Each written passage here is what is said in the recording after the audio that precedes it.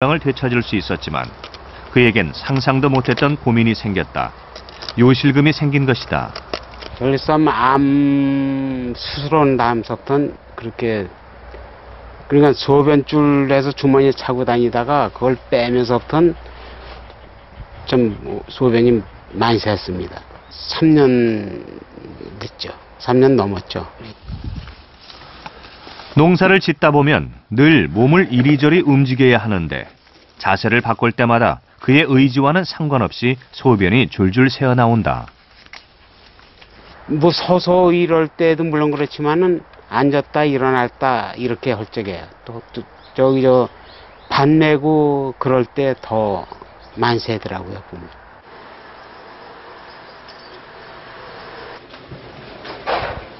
요실금으로 인해 결국 기저귀까지 사용하게 됐다는 최석봉 씨. 그의 집에는 상황에 따라 사용할 수 있는 각종 기저귀들이 쌓여 있다. 기저귀 없이는 단 한시도 일상생활을 할 수 없을 지경이다. 문제가 많죠. 소변이 그냥 새가지고선 옷에 뭐 범벅이 되니까 전부 다 새니까. 그래서 뭐 활동이라는 건 도무지 못하게 되는 거죠. 치료를 위해 그동안 약을 먹어왔지만 큰 효과를 보지 못했다. 그는 설마 자신에게 요실금이 찾아올 줄은 꿈에도 몰랐다고 말한다. 뭐 여자들 나이 먹으면 요실금이라는 게 있다는 건 그런 건 많이 들었습니다. 근데 남자로서 요실금 있다는 건 못 들었어요. 이게 날 수 있는 병인가? 이게 또 낫지 않으면 앞으로 어떻게 해야 되나? 하면서 그런 생각을 많이 하죠.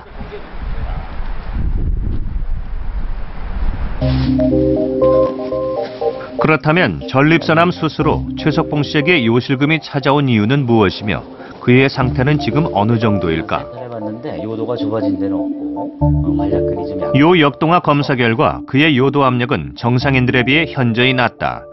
요도 관략근이 매우 약하다는 얘기다.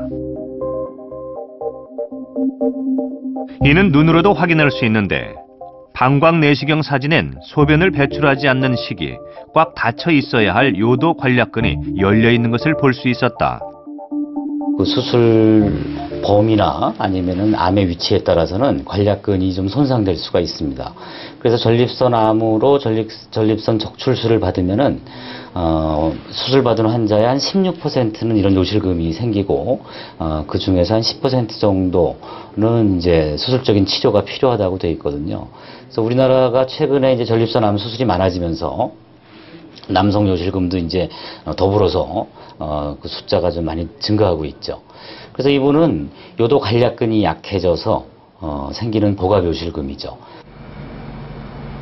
남성 요실금은 주로 절박성 요실금이지만 이렇게 요도 관략근이 손상을 입은 경우 남성들도 복압성 요실금이 발생할 수 있다.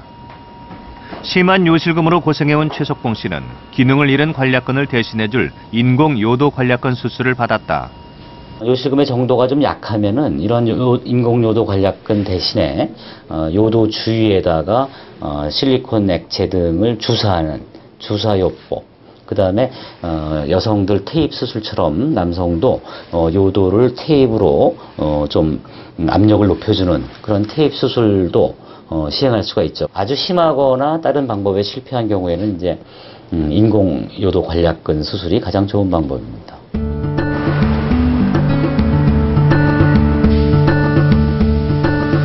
정상 전립선보다 4배나 커져 있던 전립선 비대증으로 배뇨 장애를 겪어왔던 김인화 씨. 수술 후 다시 만난 그는 밝고 활기찬 모습이었다. 그때는 그 소변 누기가 굉장히 힘들었어요. 처음에 좀 그거 하고 이래야 되는데 지금은 뭐 소변 누는 거는 굉장히 수월하게 시원하게 나옵니다. 일상의 변화가 찾아온 것은 복압성 요실금으로 고생했던 김숙자 씨도 마찬가지다. 그녀를 만난 것은 집 앞 공원. 배에 조금만 힘이 들어가도 새어나오는 소변 때문에 좋아하는 운동도 집안에서만 했던 그녀는 이제 사람들 틈에 섞여 자유로운 일상을 즐기고 있었다. 집에서 벽만 보고 그냥 러닝머신 했는데 나와서 사람 구경도 하고 너무 좋아요. 큰 병도 아닌데 외관상 무슨 그 큰 상처가 없고 이제 아프지 않고 그러니까 그냥 이게 병이 아닌가 보다 해서 자꾸 감추고 그냥 말을 안 했는데 진즉 좀 빨리 했으면